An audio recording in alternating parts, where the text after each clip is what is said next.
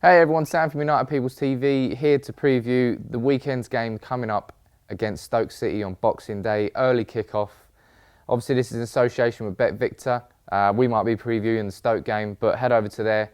They're going to have their weekly show previewing the whole weekend. We'll see who Arsenal and City are playing. It's a great channel, great content. Go over there. But in the meantime, let's have a little bit of a look at what's going on with United right now and heading into this game against Stoke.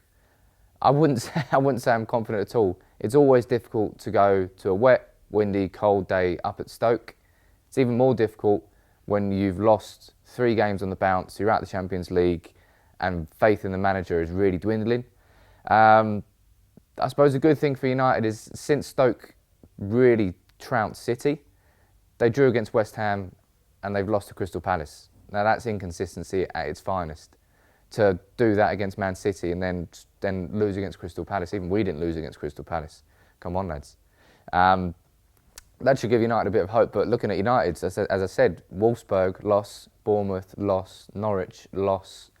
For me, it's marked a bit of a turning point in that Wolfsburg, that was frustrating, that was annoying. Getting knocked out of the Champions League is never a good thing, but I can get over that. No response at all against Bournemouth. That pissed me off more.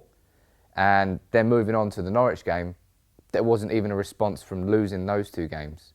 So it seems like we were repeating the same mistakes, expecting different results. And that's why I've turned the leaf a little bit.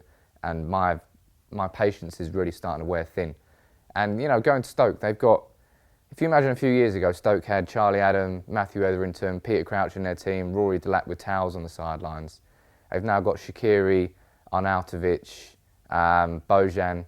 They've got cracking little players, and as you saw against City, when they do hit good form, it's sexy football. You know, I never really thought Mark Hughes was going to do that style of football, but somehow he's brought it in. He's done very well for himself, and I think United really are going to have a tough game. As I said, it's not the place you want to go, even if you're in the best of form. So when the pressure's really mounting, and it's Boxing Day. Fans have got to travel up for an early kick-off. I think we had early kick-off against Stoke on New Year's Day the year before. I'm having a look at you, Premier League, and Sky Sports. But it's going to be a very, very tough game for United. As I said, their danger man, you're probably looking at Arnautovic. He's going to be the out-and-out danger man. But if you've got players like Bojan and you've got players like Shaqiri who are coming in behind him, then there's going to be threats from more than one area. Unfortunately for United, our threat is Anthony Martial. Has been for a few weeks, scored the goal against Norwich, but he was playing on the right wing. You looked at his touches that he had in the game, so stuck on the right wing. It's like he's in a cylinder in a hole and he's not allowed to move from there. And he's got to play central. You've got to play with some sort of dynamic style. Otherwise, people are just going to, oh, is Martial playing over there? Let me just put 2 defenders on him. He can't do anything about it. Last 3 games between United and Stoke, it's been 1 for Stoke, 1 for United, 1 draw, even Stevens, but 4 previous there, we've beaten them every time. So in the history books, we've got a good record against Stoke. But for me, the history books push to one side because the context of right now, United are in a bad place, have been progressively getting there over the last 2 months. But Van Gaal, for me, I needed to see a response against Bournemouth, and for me, I got nothing. And then they followed that up with the Norwich game. And there's been you heard the boos in Old Trafford now. I think the boos are completely justified because we've seen progression over these. We've been very patient in the last 18 months or so in terms of Van Gaal's process, his philosophy. Up until the last 2 months, we saw progress. Then we hit a brick wall. And since then, there's been no marked difference. We've been doing the same things and expecting different results. I'm going to keep repeating that sentence because it just sort of sums up what United are doing right now. I think even if we win against Stoke, it's not going to do much. I think it will paper over the cracks. I think if we lose against Stoke, I don't even know what's going to happen. I mean, let me know in the comments below. Has any manager actually been sacked on Boxing Day before? Because I don't know. But it'll be quite interesting to know because it's a festive period. It just seems a bit of a strange time to get rid of a manager. And if we do get rid of him, who do we get in? Do we really want Jose Mourinho? We go from 18 months of Van Gaal's style of football to something that Mourinho has done over his whole career. And we're pissed off as fans after 18 months of it. How about getting that for another 3-4 years? Would you be willing to do that if it meant titles at the end of it? it's a contentious issue, and it's one that's going to drag out, I think, even if we do lose against Stoke. I think it will be quite strange if we do sack a manager on Boxing Day, because Mourinho's going to be sitting there waiting by the phone for Ed Woodward to call him. He's wanted the United job for years. This is his time. But for my prediction for the game of the weekend, I mean, going back to the Stoke match,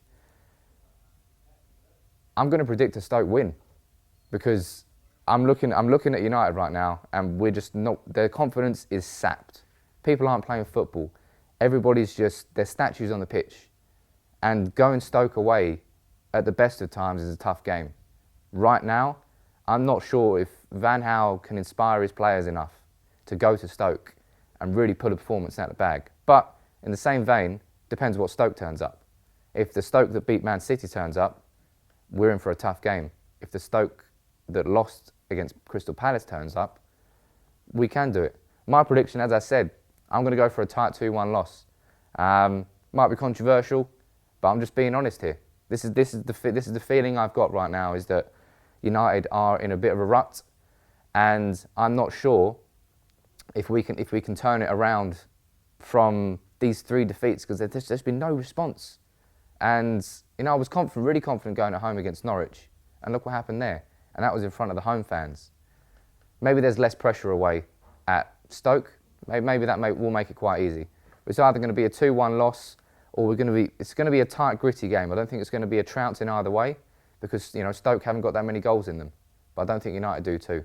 So that's why I'm going to go for a 2-1 Stoke win. Fingers crossed it's 2-1 the other way, but who knows? Let me know in the comments your predictions. Obviously, head over to the BetVictor Weekender show. They'll be previewing the whole weekend's games coming up. Like the video, subscribe if you're new to United People's TV, always helps. And we'll see you after the Boxing Day game. Hopefully, after a 2-1 win, but who knows? It's all about the shocks. Bournemouth, Crystal Palace. I can see Bournemouth doing Palace dirty. Bournemouth have been doing Palace dirty. They've been doing a really. just ignore it. Blinkers are on. Robbie. My hot shots for this weekend. Boom, boom, boom. Here we go. Hot shots for this weekend's got to be Olivia